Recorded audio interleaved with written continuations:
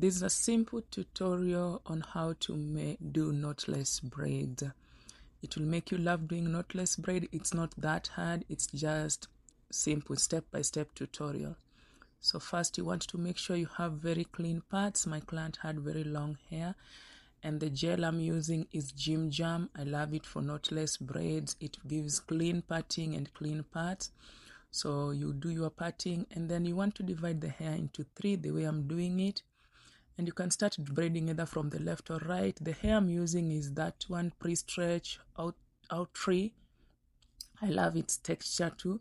So you're going to add one at a time as you feed in. When you're feeding in, please make sure you don't put a lot of hair. You use small amount of hairs. You can add as much as you can.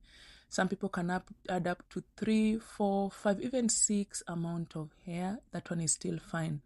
What you want with the knotless braids is that you don't want it bulky. You want it to be flawless, like the hair, the way when you're starting, it should be flawless, coming from the roots up.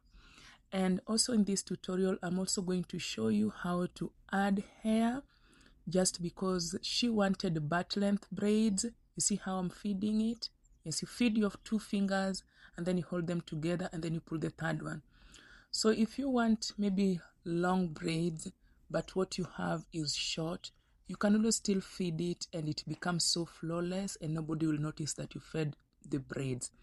So this is a very nice style. Once you learn this technique, you'll also be able to do cornrows feeding braids. The technique is the same. It's applicable both in this one, the single braiding, and also in cornrows. So what I'm going to do, I'm going to also teach you how I'm going to do feeding in this braid. She wanted butt length, and that is what you're going to give her. I had 42-inch of braids, and of course 42-inch of braid is just shoulder length.